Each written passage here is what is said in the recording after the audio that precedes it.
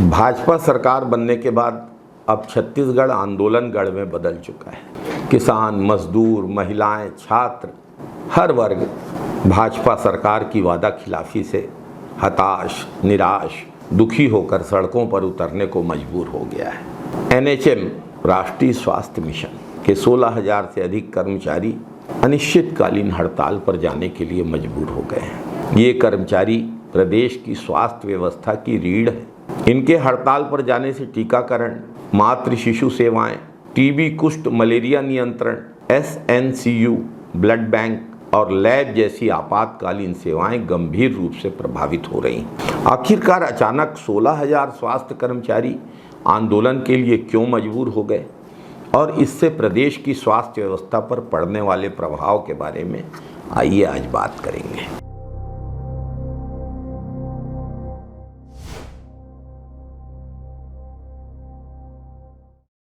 नमस्कार साथियों, चुनाव के समय भाजपा ने एनएचएम कर्मचारियों से बड़े बड़े वादे किए थे। घोषणा पत्र में, मोदी की गारंटी में संविदा कर्मियों का नियमितीकरण और बेहतर सुविधाएं देने का आश्वासन दिया गया था।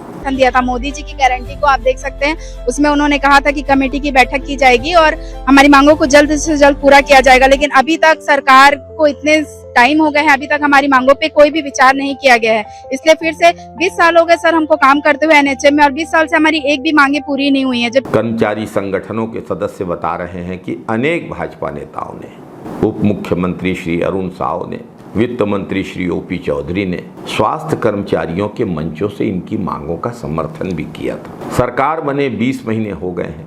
20 महीनों में सरकार ने कोई ठोस कदम अपने वादों को पूरा करने के लिए नहीं उठाया।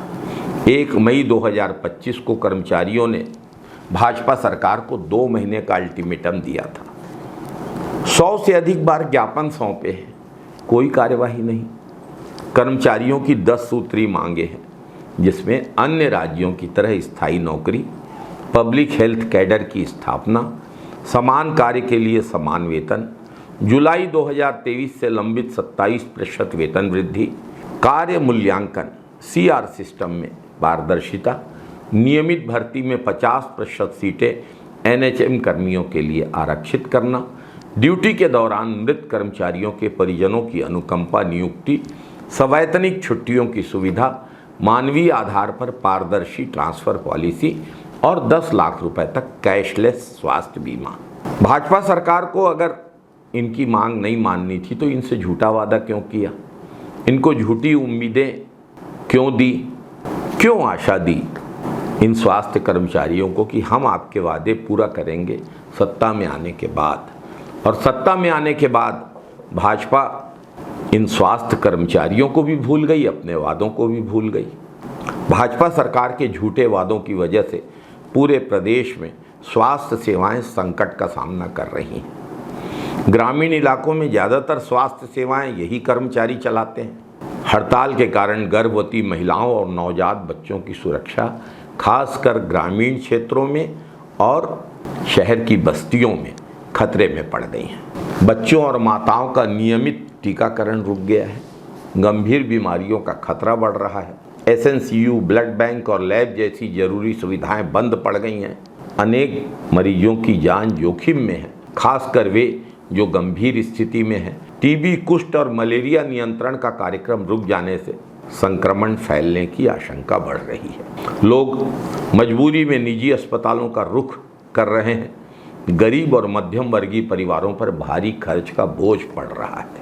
भाजपा सरकार की उदासीनता और असंवेदनशीलता, चुनावी वादों की अनदेखी के कारण कर्मचारी सड़क पर उतरने को मजबूर हुए हैं और जनता की जान खतरे में है। साथियों, इस सरकार का घमंड और गर्व इतना ज़्यादा हो गया है कि उन्हें किसी से कोई सरोकार ही नहीं रह गया है। यदि सरकार तत्काल स्वास्थ्य कर्मचारियों से संवाद करके समाधान नहीं निकालती है तो न सिर्फ कर्मचारी परेशान रहेंगे बल्कि प्रदेश की पूरी स्वास्थ्य व्यवस्था गहरे संकट में डूब जाएगी, जिसका दुष्परिणाम प्रदेश के आम लोगों को भुगतना पड़ेगा। पैसे वाले तो निजी अस्पताल में इलाज करा सकते हैं, गरीब कैसा करेगा?